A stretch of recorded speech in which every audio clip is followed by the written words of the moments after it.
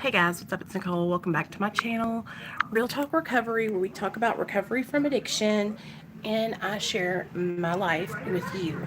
Well, you guys, today is our Friday night medically assisted treatment support group meeting, and honestly, hey Alicia, what's up, girl? Hey Cindy, hey y'all. I'm just sitting in Nate's room, and I thought I was gonna, honestly, you guys. Hey, Sophia. Thanks, girl. Thanks, girl. I did, y'all, look, I did a wing for you guys. And I'm usually not very good at wings, so. Hey, Annie. Thanks, baby. So, what do you guys want to talk about tonight? Do you guys have anything specific that you guys want to talk about with me? Or do you guys have anything that y'all want to, like, do you guys have questions that you want to ask me? Do you have things that you want me to share with you about my life that maybe you don't know? Thanks, girl. You know, I was in the bathroom, and hey, Cindy, that LA Splash Architect wing liner. Okay, Krissy, I've been worried about you, girl. Okay, you better call me tomorrow, okay? I love you. Um, I gotta check on my girls. Um, I was using that, Cindy, and it's like really good. I like that eyeliner better than I love you too. I love you a lot, girl. Um, I like that eyeliner more than I like the, Physicians Formula one. It's really good, you guys. It's the LA Splash. It's like in a gold component. It's a black brush tip eyeliner. It's really good. It was really easy to draw on my wings, and yeah, so thanks for noticing, you guys. That makes me feel so good. Okay. Um yeah, I usually use the Physicians Formula one, but that one is Sophia, if you try this LA Splash one, you'll see like it's better, seriously. Um so, hey Sandra, what's up, baby girl? Let's talk about codependency and trying or wanting to be around people that are still using. Hey David, what's up, babe? Okay, yeah, codependency. Okay, I know a lot about that, y'all. So yeah, okay, that sounds like a good thing. And I'm just sitting in my son's room, you guys. There's toys everywhere, so don't judge me. Don't judge me. So, oh yeah, Dr. B just put up a new video, you guys, and it has after you stay here with me for a little bit, and then you can go watch that one. But he put up a new video with a guy named Dave, and he's sharing his story. And so after we do this video, go check it out. But that's what I'm going to do with Dr. B is we're going to do a podcast together. And that's what he's doing. He is like wanting to interview addicts and find out, like, just hear their life stories. I'm sure he is like trying to, like, I think he's doing some kind of study or something. He's smart like that, but he's a doctor. But I can't wait. Like, I can't wait to go on there and share my story with him. And maybe he'll be able to like help me with what's been going on with my depression and everything lately. Because like I was telling you guys, I was at work today, and that's when I called you, Krissy. I was calling a couple of you guys when I was at work today. I called Annie. And I was just like really struggling, you guys. Usually when I go to work, like I go in there and I'm like balls to the wall, working my ass off, like happy to be there, singing, whistling, just working like I am here on my channel. That's how I am at my job. I'm like, just working it. Well, I just didn't feel like working today, and that's been like that, you guys, for like a whole week now. And I hate feeling like that. It makes me feel it just doesn't feel good. I like going into my job, and like I want to be there and I want to do a good job. So when I go in and I don't feel good, it makes me sad. So that was how I kind of felt today. And I want you guys to know, though, I just got my Wi-Fi hooked back up, so now I can get back on Facebook. David, I just saw your friend request and sent it through, so I got you on my Facebook. Oh, it's okay, Krissy. It's okay. It is okay. I mean, there's so many of you guys that I can reach out to. That's what I usually do. And I was going down my list, calling you guys. But I understand because you've been going through the same thing, girl. So that's okay. And you know what? It really is, you guys. It's like a funk that I'm in. And then you know what I did to make it even worse? I went downstairs today and I weighed myself and I was just like, son of a bitch. Cindy, I took one of those keto diet pills today earlier and I'm going to start taking those. They're like these just like keto diet pills. They're not like drugs or anything, you guys. But it's like caffeine basically. Caffeine and like vitamins and stuff like that. But do you guys follow? Okay, we're going to get to some topics in just a second, but I have to ask you guys one more question and then we'll get into codependency.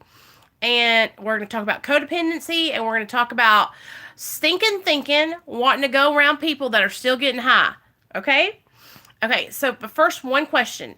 Do you guys follow Big Beautiful Me? Her channel, her name's Chantal. Okay, and she's a lot bigger than I am. Maybe like 300 and something pounds. I'm only like 200 pounds, you guys. Like, seriously. If I would just get my ass outside and work out, I would lose weight. I've just been struggling, and that's where this depression comes from. So, I got signed up for the dance classes at the gym. So hopefully when that starts next week, that'll give me a little bit more, you know what I'm saying? Like, so that way I can get out and move around. But I want to tell you guys, she is on a medication for binge eating disorder, and her doctor put her on this medication called Vyvanse. And I've never been on Vyvanse before. Yes, it's like that, Sandra. Yes. And so I know once I can get like, you guys, I love music. This morning on my way to work, I was blasting some rap and I turned it on and I had you guys in the car with me while it was on. And I was turning corners, y'all, like I was driving a Cadillac. That song, Pimp Hard, Pimp Harder, Pimp Hard. 8 Ball and MJG, and I was turning them fucking corners like I was driving a Cadillac, y'all. It was so funny. But I was all getting into it, you know. Hey, Megan, I was just asking about you earlier. I'm so glad you're here, girl. I was starting to wonder about you. Like Ritalin, just a little weaker, but I used them in college to study. Oh, okay. So that's what her doctor put her on for, like an appetite suppressant. But I can't take Adderall or anything like that. That would make me feel like I was on tweak. So never mind. Okay, that's what I thought. I thought it was like that kind of stuff. Well, I don't think my doctor will even like let me try that, you guys. Honestly, he's going to tell my ass to go to the gym. He's going to say, Nicole, get up and go to the gym. And that's all I got to do. So, yeah, we're going to do that. I'm going to be totally transparent with you guys. I do take caffeine, it's just a pill, and it has like 2 cups of coffee is what this one pill is. And that's all it is caffeine. You can get them from like Walmart, you know, over the counter. And I take one of those in the morning, kind of like as my coffee, you know? So that kind of helps motivate me a little bit. But like, I know a lot of you guys probably have the same experience being on Suboxone. And I'm not sure that it's the Suboxone. It could just be that I'm struggling with depression. But it's like I feel like I have this lack of motivation. I still feel feelings, okay? Because, I used to follow a couple of other channels that are in recovery, and they would say that Suboxone numbed them out. But that's not how I feel. Like, I feel feelings. I cry my eyes out. Like, I'm very emotional. Y'all already know. What I'm talking about is, like, an overall lack of motivation. But I also have hepatitis C. So that could be why I'm so lethargic. Do you understand what I'm saying? So there's a bunch of factors that are right on top of it. So I do know that when I take Suboxone in the morning, as long as I don't take my whole dose, which is 8 milligrams, I take 4 in the morning and 4 in the afternoon, then I'm good to go. But if I take it all at one time, it doesn't make me high or anything, but I'm just like I don't know. I just take it 4 and 4 because that's what I'm used to. But these are things that we struggle with when we get sober, you guys. Even being on Suboxone, okay? It's like when I was getting high, I got high on drugs because it gave me energy, because it made me want to get out and do things, because it made me feel like I was exciting and fun and popular and skinny, right? And I've gained 7 pounds, only been on it 2 months. Okay, Sandra. So I feel like some of us women will gain weight on it. Some of us lose weight. My husband lost weight on it, but it's just different for everybody. You know what I'm saying? But this is the mental part that I'm talking about with being in recovery, you guys. It's like working on our mental health when you get sober is so important. Like, if you're not working on your mental health, then I'm telling you, you're doing yourself a disservice. Get into therapy, get into some kind of group like therapy treatment and a psychiatrist, because I'm telling you right now, that has been my biggest struggle, has been my mental health. It's not even like, I don't even struggle with like wanting to use or craving.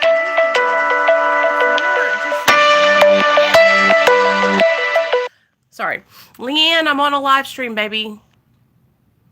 Okay, sorry guys. It's the mental health aspect that I'm struggling with, you know? And it's the depression, it's the mood swings, it's the lethargy, it's the see, Krissy lost weight. So see, it's just different for everybody, you know? And steroids can make you gain weight too, Sandra. So for me, you guys, I'm going to be, I know what my weight gain is, because I started to eat, because when I was in my active addiction, I didn't eat. Okay. So I started to eat food, and then, I don't move around enough. So I'm just being straight up. Like, I've got to get my lazy ass up and like start going out and like take a jog or something. Or even if I can't jog, just like walk, you know. I used to walk 3 miles every day, you guys, and I lost 65 pounds like that. So this is really important for all of us to talk about too. You know, if you're on medically assisted treatment, we need to take care of our bodies, and we need to, you know, do exercise and stuff like that, or else you're going to end up like me. Okay. This is the result of getting on Suboxone and, you know, working on my mental health, working on my 12 steps, but ignoring my diet and exercise. Yes, Krissy, I have. And that's another thing that happened. It's like, when I started ignoring the way I was eating, because I was eating so healthy, you guys, I was doing so good, I started going back, relapsing on my binge eating, which is I eat at night, or I'll just eat like a whole pizza, or one time I ate a whole fucking cheesecake, you guys. I know. Y'all don't laugh at me. But this is stuff that we have to work on when we get sober.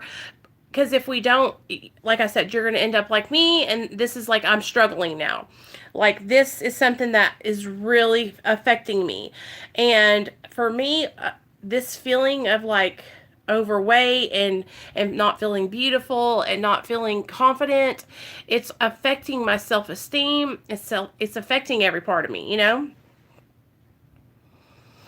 So, yeah, that's true too. And that's the thing, like, I'm a huge water drinker, just so you guys know. Like, I don't drink pop. We don't have Coke in our house. Like, we have milk, apple juice, and water. That's all we keep in here. And so I stay hydrated, you guys. It really is because I don't exercise. And so I know what I have to do to change it. It's just really difficult for me, you know, because I like to eat. I'm addicted to food. I like to eat food. I like to eat for the taste.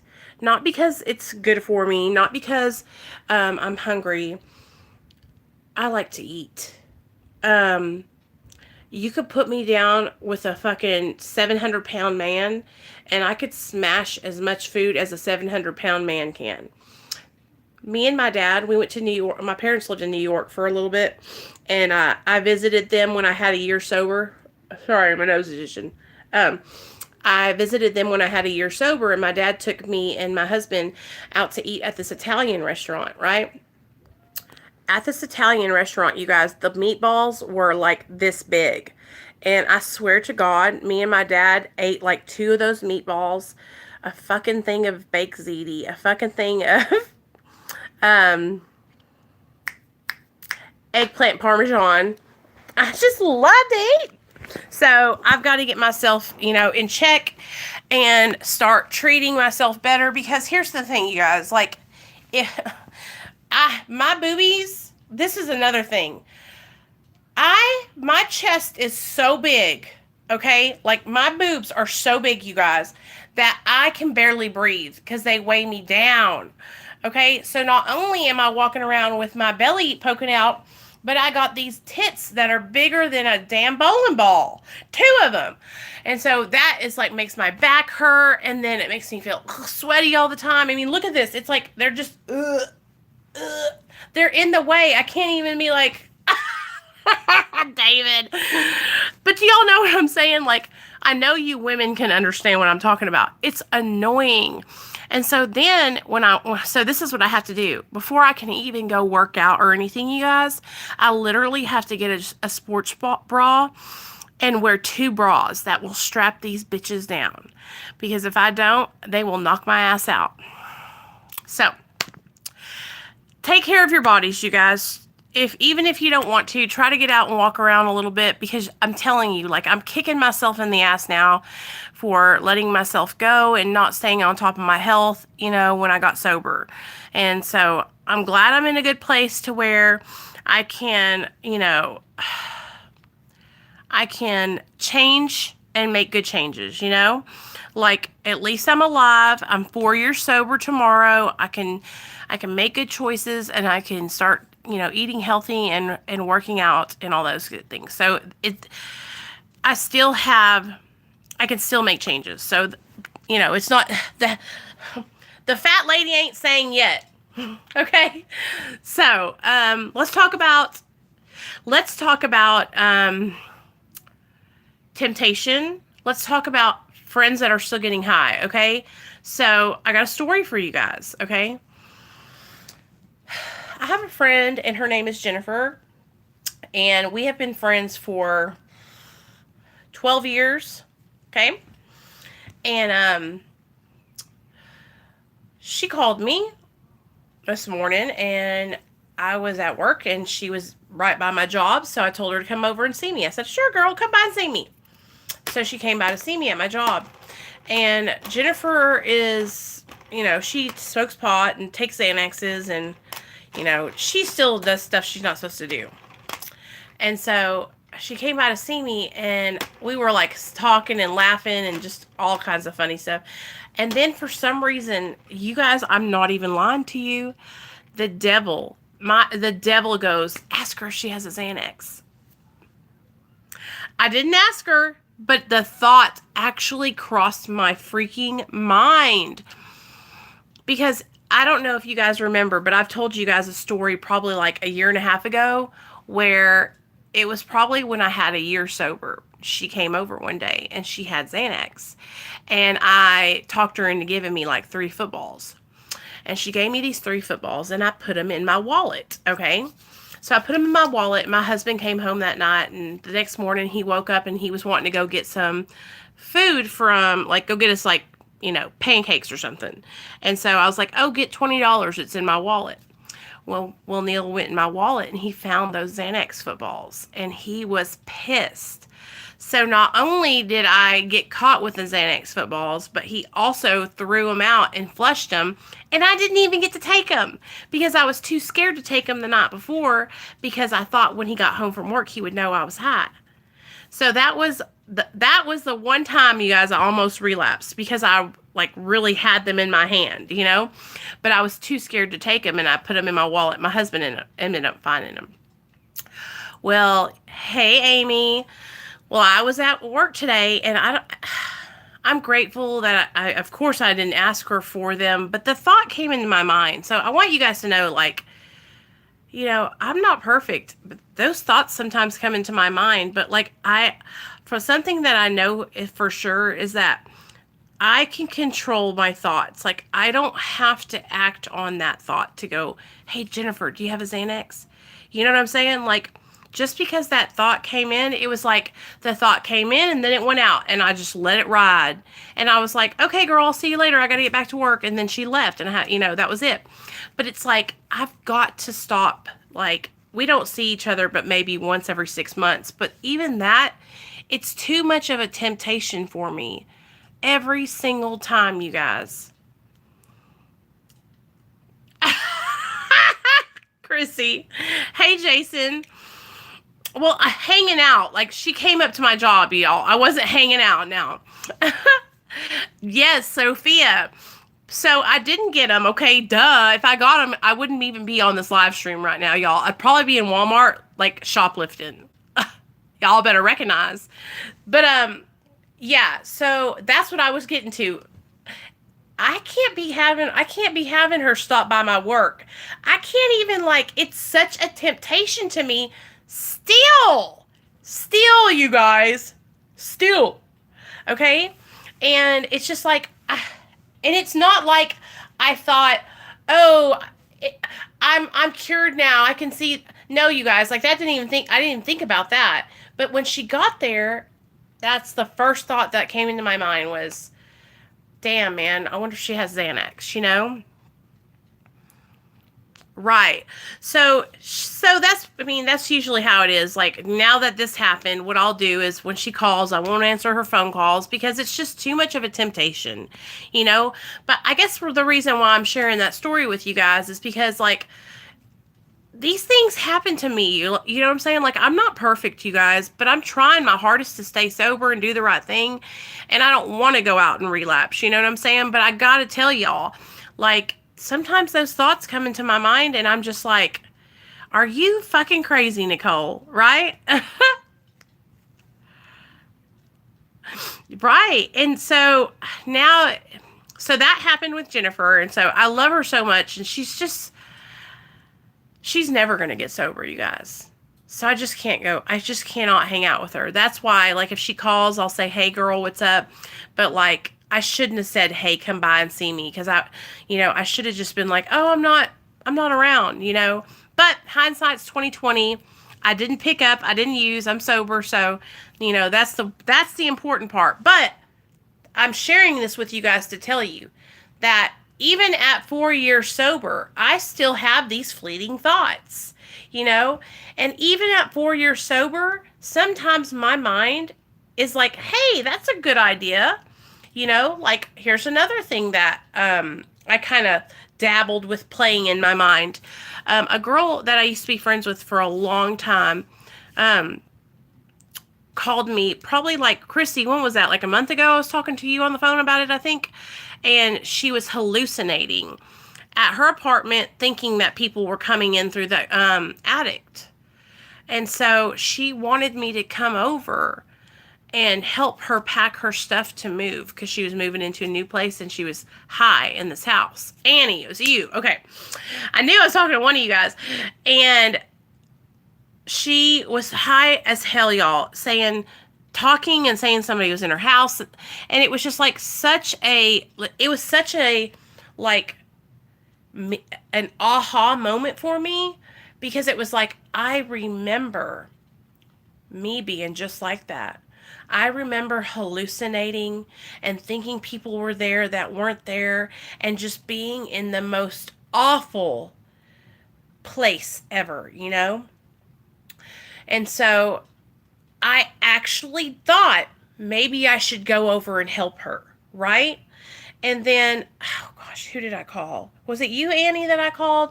No, it wasn't you. It was somebody that was like, you better not go over there, motherfucker. You know what I'm saying? Like, maybe it was you, Krissy, but whoever I talked to that day, they were like, have you lost your damn mind? You don't go over there and help her. She's high, you know?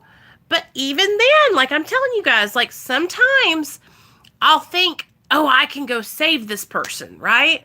I can go help them. And okay, that's because I was in Kroger when yes, okay. But it's like, I think I can go help these people. And these people are people that I've gotten high with all my addiction. And it's like before, especially with people that you know that you've gotten high with all your addiction, they're going to drag you into active addiction with them before you drag them out of active addiction into recovery. Y'all feel me? Like, I'm telling you, like, even, like I said, even at 4 years sober, I still struggle and still think, you know, maybe I can go and save this person. And it's better safe than sorry, you guys. Better safe than sorry. Don't go around people that are getting high. Don't let people come over and visit you that are getting high. If somebody's got pills and you know they have pills, block their number. If they call you, like I said, block their number. If you have their number, like, fucking delete all your numbers out of your phone, because I'm telling you, like, every time you see that number, you're just going to remember. You're going to say, oh, that's so-and-so that has the Xanax, or that's so-and-so that has the Hydros, or that's so-and-so that has the Valium, you know? And every time you see that person, place, or thing, or you're in that situation, that memory is going to come to your mind. I'm telling you, like, I have no phone numbers that I used to have when I was in an active addiction. I don't even have the same number anymore, because if I did, I would. What if I called them Monday when I was having that hard time on Monday and I was crying? That was a day where if I had someone's phone number in my phone, I might have called them and used it. Do you know what I mean? Yeah, and so do you see what I'm saying, Krissy? Like, he is going to be consistently messaging you, trying to pull you out there to get you, because he needs that money. Honey, you're paying his rent. And that's what we have to remember, you guys. Like, our drug dealers, these people who sell us dope and sell us pills, we're paying their rent. We're their meal ticket. You know what I'm saying? Like, they don't care about us. And I used to, you guys, I know y'all are going to laugh so hard about me. I used to think that my drug dealer cared about me. Like, seriously. I hadn't heard from that fool in 4 years since I got sober. He didn't give a damn about me. Do you know what I'm saying? Like, but I used to think, in my drug addict mind, I thought, oh, well, he's putting back the good pills for me. No, girl. No, he's not doing shit for you. And as much money as I gave that dude, I would sign over my check every Thursday to him. I paid probably car payments. I probably paid insurance. I paid house payments. Well, I was like living on the streets, barely holding a job, you know, hustling and stealing and trading and doing all this stuff. It's like, get rid of that temptation. Do not hang on to people that are still using and drinking, you guys. Get as far away from them as you can. Okay, if it's people that are in your family that are getting high and getting fucked up, I'm telling you, if you can, get away from them. Okay? Get away from them. Because it is, I'm telling you, there's a saying, all right? You know when a person is out in the middle of the lake and they're drowning? If you jump out into that lake and you don't have a life preserver and an extra one for them, and you go out there and you just swim to try and save them, guess what's going to happen? A drowning person will pull you down to push themselves up. And they can't help it because they're drowning and they're scared and they're grabbing for anything. That's what it's like when you're in active addiction. You can't be jumping out there, you guys. So that's why if you do want to help somebody that's struggling, you bring a whole posse of recovering alcoholics and addicts with you, okay? Because if you go by yourself, I'm telling you right now, you're setting yourself up for a fucking problem. Because what's going to happen is if you're by yourself, then you're like, if you get tempted, nobody's there. Nobody's going to know if you slip. But if you bring your sponsor, your sponsors, and your sponsors, then you have a better chance of getting out of there sober. Okay? And that's how you do it. So that way you got backup and you're safe.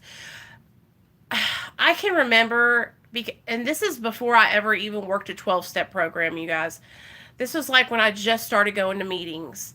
I always wanted to save people. I always wanted to be that person who, like, picked up the newcomer and gave them a ride to the meeting, or hey, do you need a seat? You can come sit over here. And I meant well. Like, I really wanted to help. I'd be the first to give my number to people. And then I started realizing, like, these were the same people that I was going out and relapsing with, y'all.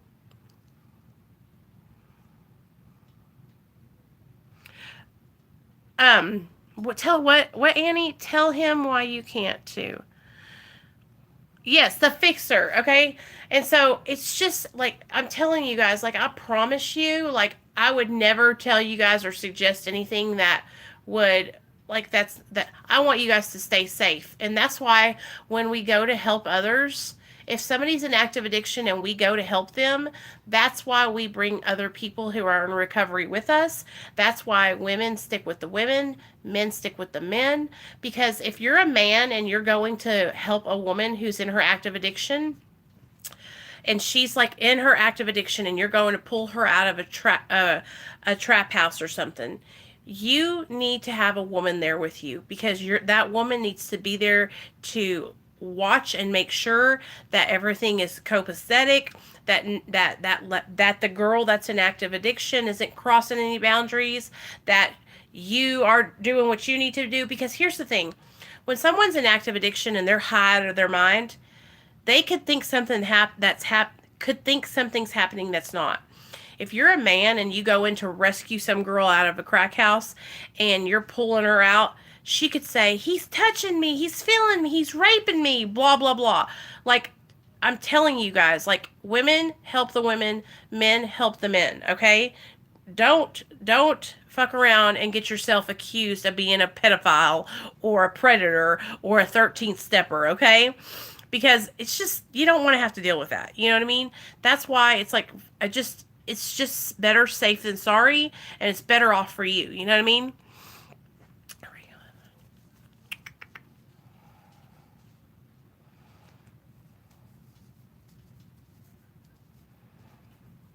Oh, I hate that. I hated, I was lucky, you guys, that I was never with, I was lucky, I guess I was lucky. I was lucky that I was never with anybody who controlled my drug use. Like, I always did what I wanted to do. But I just, especially, like, if you're in meetings, you guys, and like I said, it's okay to give your phone number to, like, the newcomer and stuff like that, right? But that's encouraged. It's just like, just be extra careful, because there's some people, this is another thing that we've talked about. There's some, like, we're all in here, right? There's 9 of us in here right now. We're talking about recovery. We're sharing our experience. But all of us are at different stages in our recovery, okay? Some of us are, in the beginning stages. We're still feeling a lot of guilt and remorse, sadness, anger, fear. And a lot of the times those feelings can be misdirected towards somebody that is just trying to help us. And so I know, because I've been there, you guys. Like, I don't know if I've told you guys this story, but when I went to treatment this last time, and I walked into, it was like a therapy session, right? And the lady that was teaching the class was sitting there talking, and I walked in, and I, of course, started bawling and took center stage. I was crying about my son, right? And right then she said, you need to stop. If you cared about your son, you wouldn't have been getting high. Like, all you cared about was the drugs, right? And she was trying to make me see that that drugs and alcohol were what was important to me at that time, right? Because I was going in there and I was saying, I love my son, I love my son. And you guys, I'm not telling you you don't love your kids if you get high. What I am telling you, though, is that if you're getting high and you have children, you're not being present. You're not being 100% the best mom that you can be. I justified it in my mind. I said, well, I feed my son, I bathe my son, whatever the necessities are of life, right? But there's so much more to raising a child than just feeding and watering and changing their diapers and cleaning them, And so I wasn't there. I wasn't present. And it took me about 6 months to realize that, I wasn't being a good mom. I wasn't present. And I can say that today, like, I was sick in my addiction and I was not being a mom. But today I'm making up for that. And today I realize what I was doing today, and I'm taking responsibility for my actions. That was really difficult for me to admit and to come to terms with, because I always justified it in my mind that I was a good mom. But how can you be a good mom when you're slamming dope? How can you be a good mom when you're smoking ice? How can you be a good mom when you're not sleeping for like 8 days and you're hallucinating? That was a big realization for me. And that lady at that treatment center really stuck it to me, when she said that, about me being a mom, and how, no, you didn't know. All you cared about was dope.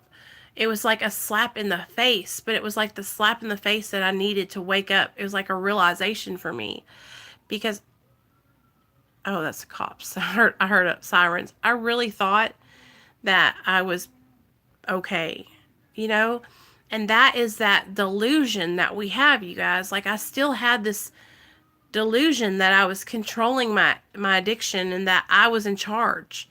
But if I'm using dope and I just have a baby, right? For sure. And you know what, Jeff?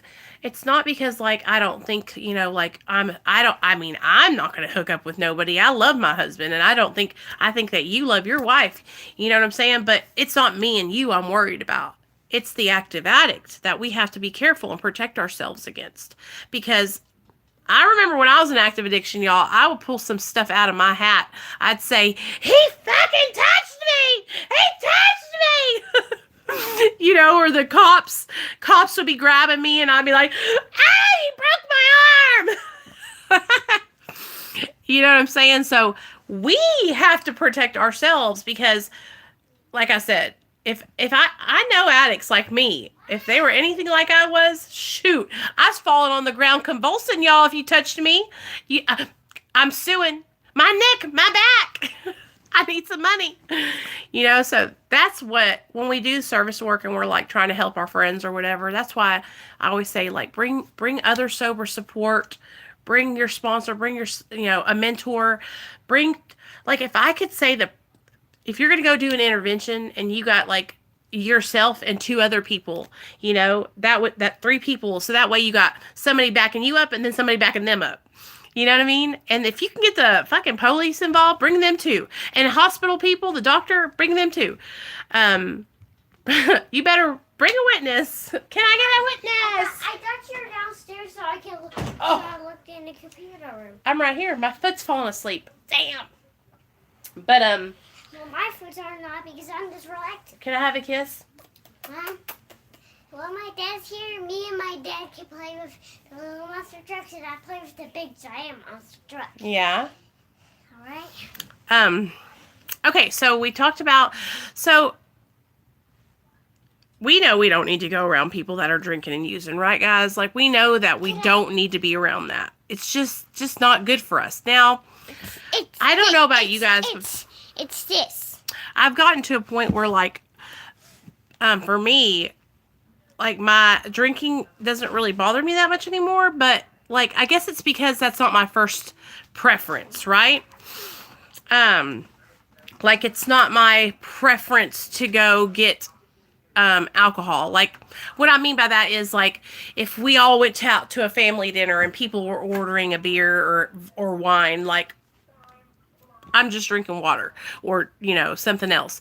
But I won't go to, like, a keg party or an alcoholic gathering, or I'm not going to be out on the lake with people partying and drinking beers and stuff like that. Like, I'm more of a person that's in that family setting, like with my husband and my son, and, like, family activities, you know what I mean?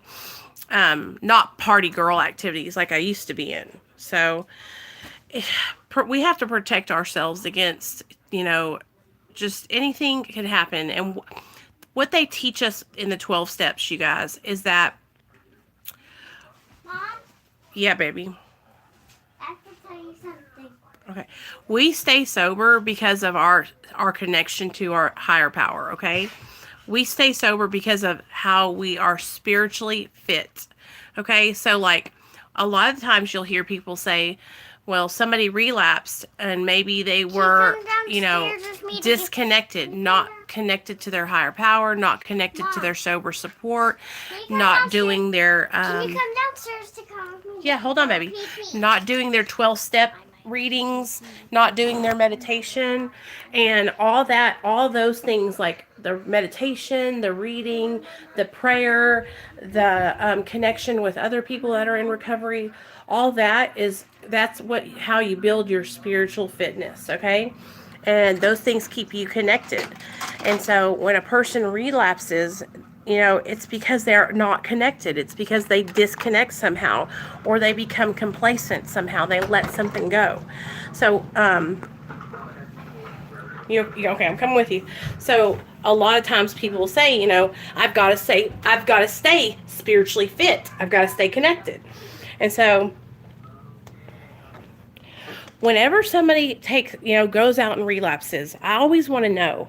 I always ask everybody, what did you stop doing?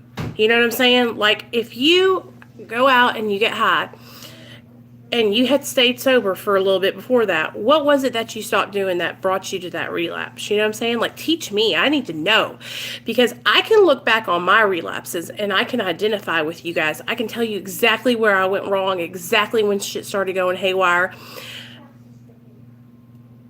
Almost every single time it was because something took priority over my recovery, and I put something. Okay, it's because I put something in front of my recovery. Like, for instance, one time it was my job. Okay, so I came out of prison. I paroled out to a halfway house, and I started working for Kroger as a deli manager. I was doing really good, you guys. I was making really good money, and I was going to my meetings. I had a sponsor. I was kicking it. Well, I got promoted, right, at the job. And slowly but surely, I stopped going to my meetings, right? And listen, meetings don't keep you sober. Like, don't get it twisted. Like, it's not just meetings that keep you sober. It's not just prayer that keeps you sober. It's not just reading your big book or doing your 12 steps that keep you sober. It's like a combination of all kinds of things together that keep you sober, right? You know what I'm saying? Because I know there's these sayings that they say in 12-step fellowships, like meeting makers make it. I mean, that just means that meeting makers make it. Like, they make it to meetings. Like, meetings are not going to keep you sober, okay? They will help you. They'll help you have a connection with other people that are sober. They'll help you, like, learn more about your recovery. They'll help you, like, gain support. Can you bring this upstairs? Hey, Stephanie. Can you bring this upstairs while I go get my monster truck? Yes. But that's not all. Just like when you're like, let's use diet and exercise as an example. Just like when you're trying to get fit, not just diet is going to get you in shape. You got to put exercise with it. It's the same thing with recovery. It's a combination of things all together that are going to keep you sober. And it's like little. It's like, I want to go back downstairs. You go ahead. It's like a little machine, a well-oiled machine, and all these parts are moving, and they're all in working order. Mom, so if you guys are wondering, yes, baby. If I'm not with you, I will well, just play right here, son. I'm seeing you right there. Okay? I need to bring my picture. Go get him and bring him up here. Come on. All these things they go hand in hand. So, like, our sober support network that we have here on the channel, that's one part of your recovery, okay? And then, like, I've been getting on some of you guys about you're going to meetings, but I'm like, okay, let's take the plunge. Let's get that sponsor. Let's get that accountability, you know what I mean? Because while you're, like, kind of just wandering around by yourself, you still don't have that accountability, Like, when you get a sponsor, then you got somebody you're checking in with. And that's just going to push you that extra step, Help. Baby, listen to me. Stupid. You hold on, because I'm holding on. You do not say stupid to me. Do you understand?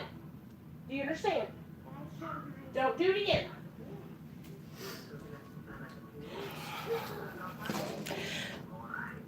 For me, I found that me. Cycle of using over and over so long. Excuses back me up too, girl. And so I think I keep on going back to the like healthy eating and stuff like that, you guys. But for me, they go hand in hand. Like I've made excuses for so long about diet and exercise. You know what I'm saying? It's like it was the same way with my drug addiction. Like I made excuses for so many years about like actually getting serious about my recovery and actually like putting 110% into my sobriety. Like I tried to half-ass sobriety for so many years, you guys, and that's why I kept relapsing, you know, and that's why when people tell me, they're like, you know, your life doesn't have to be all about sobriety. You should be able to. I beg to differ. Like, I have to make my shit 100% about sobriety, you guys, because if I don't, then I'm falling off. I mean, that's just my experience, you know what I mean? Maybe one day I'll get to a point where, like, everything in my life doesn't revolve solely around recovery, but right now I've had to commit. That's what it is. I've had to fully commit to it because, like, if I don't, then I'm slipping. And every time it happens to me, you guys, every time that I don't fully commit or I start pulling back a little bit, like I was thinking about not doing this mat support group tonight. I was like, screw it. I'm just going to lay down. I'm depressed. I don't feel like doing anything. I don't feel like getting online. I don't feel like talking to anybody. I'm just like fucking struggling. And then I was like, Nicole, get up and do it. You always feel better once you get up and talk to everybody online. You always get, like, I always get so much out of our conversations here on these live streams that I'm like, I push myself, you know, like, go ahead and do it. You know it's going to help you in the long run, you know, because it really does, you guys. It helps me in the long run. Like, I get on here and it gets my mind jogging. It makes me think, like, you know, about my sobriety. It makes me think about what I need to do to do better, you know? Huh, Bubba? It said this. Batteries up this. You know, the batteries are fine. 60 cents. Okay, it's fine. I see my face right there. You know you love me. I love you, okay? Just don't say stupid to me. It really hurts my feelings, son.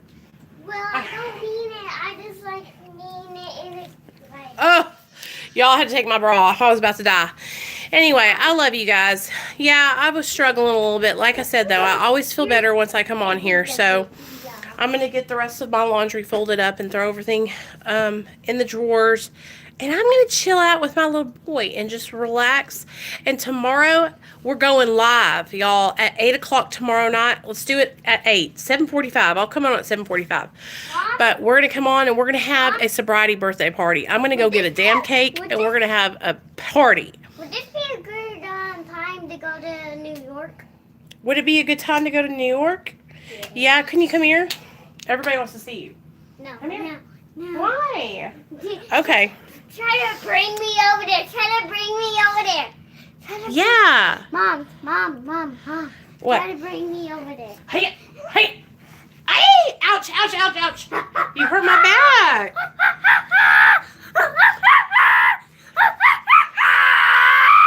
Can they all see you, please, and you say hi to them instead of being ugly? I love you so much. Oh. What are they saying? Hey, look at me. What are they doing? Can you listen to me for just 1 second? What are they doing? You saved my life. No, you didn't. I did. Okay, bye. Ouch. Okay, you guys. Stephanie, I love you, girl. I love all y'all. Amy, Annie, Krissy. Where's Sonia, you guys? I haven't seen Sonia. David. Sophia. Sandra. All of my people. So tomorrow night, let's have a birthday party. We'll celebrate my 4 years sober. Don't throw stuff, Nate. And if you guys have sobriety birthdays, let me know, and we'll celebrate it tomorrow, too, when I do mine, okay? I love you guys. Thanks for helping me stay sober, for real. Thanks for, like, just giving me a voice and letting me share my experience with you guys. Like, I love it, you guys. This helps me so much, and you guys help me so much every single day, and I'm just forever grateful for you guys. I love y'all, and I'll see y'all tomorrow night.